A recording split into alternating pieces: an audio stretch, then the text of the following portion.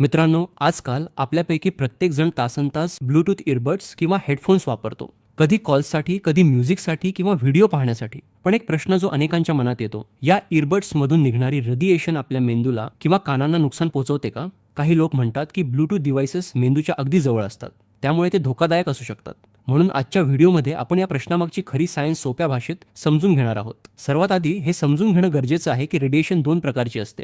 एक म्हणजे ionising radiation, जसं एक्स रेस किंवा गम्मा रेस. ही रेडिएशन इतकी शक्तिशाली असते की ती सेल्स आणि DNA ला नुकसान पोहोचू शकते. आणि दुसरी म्हणजे नॉन आयोनायझिंग रेडिएशन, जी आपल्या ब्लूटूथ इयरबड्स, वायफाय रूटर्स आणि स्मार्टफोन्स मधून निघते. या रेडिएशनची एनर्जी खूप कमी असते आणि ती मुख्यतः सिग्नल्स ट्रान्समिट करण्यासाठी वापरली जाते. ब्लूटूथ डिव्हाइसेस खरं तर लो पॉवर रेडिओ वेव्स वापरतात. यांची पॉवर इतकी कमी असते की अनेक वेळा ती 1 मिलीवॉट पेक्षाही कमी असते. तुलना केली तर वायफाय रूटर्स यापेक्षा जास्त पॉवर वापरतात. स्मार्टफोन्स याहून अधिक रेडिएशन एमिट करतात आणि मोबाईल टॉवर्स तर यापेक्षा अनेक पटीने शक्तिशाली असतात.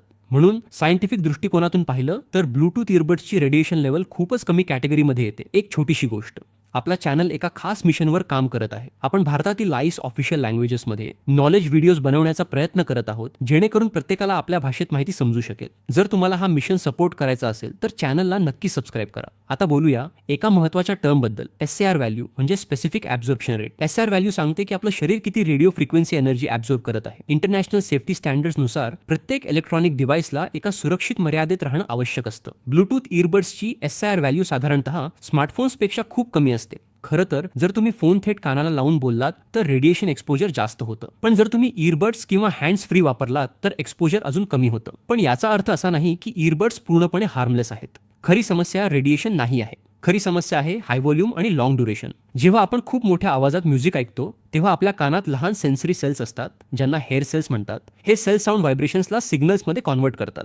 पण जेव्हा आवाज खूप मोठा असतो तेव्हा हे हेअर सेल्स कायमचे डॅमेज होऊ शकतात. या कंडिशनला नॉईज इंड्यूस हिअरिंग लॉस असं म्हणतात. वर्ल्ड हेल्थ ऑर्गनायझेशननुसार जगभरात 1 अब्जाहून अधिक तरुण लोक लाऊड म्युझिकमुळे हिअरिंग लॉसच्या धोक्यात आहेत. आणि सगळ्यात धोकादायक गोष्ट म्हणजे हिअरिंग लॉस हळूहळू वाढतो, त्यामुळे सुरुवातीला लोकांना ते लक्षातही येत नाही. याशिवाय इयरबड्स वापरल्यामुळे काही इतर समस्या देखील होऊ शकतात. जसं इयरबड्स नियमित साफ केले नाहीत तर बॅक्टेरिया वाढू शकतात.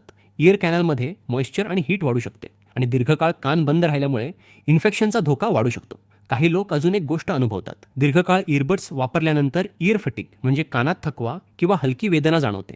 हे यासाठी होतं कारण कानाला नॅचरल साऊंड एन्व्हायरमेंटपासून ब्रेक मिळत नाही. मग एकूण निष्कर्ष काय? सायन्सनुसार ब्लूटूथ इयरबड्सच्या रेडिएशनपासून घाबरण्याची गरज नाही, कारण ही नॉन आयोनायझिंग आणि लो पॉवर रेडिएशन असते. पण सेफ युसेज खूप महत्त्वाचं आहे. जर तुम्ही इयरबड्स वापरत असाल तर काही सोपे सेफ्टी रूल्स पाळा. व्हॉल्यूम नेहमीच 60 पेक्षा कमी ठेवा. सलग 1 तासापेक्षा जास्त वापर करू नका. मध्ये मध्ये कानांना विश्रांती द्या. इयरबड्स नियमित साफ करा. जर तुम्ही या छोट्या सवयी पाळल्या तर तुम्ही निर्धास्तपणे तुमचे आवडते सॉंग्स आणि पॉडकास्ट एन्जॉय करू शकता. जर तुम्हाला ही माहिती उपयुक्त वाटली असेल तर व्हिडिओला लाईक करा, शेअर करा आणि चॅनलला नक्की सबस्क्राईब करा. पुन्हा भेटूया पुढच्या व्हिडिओमध्ये एका नवीन आणि रोचक विषयासह. धन्यवाद.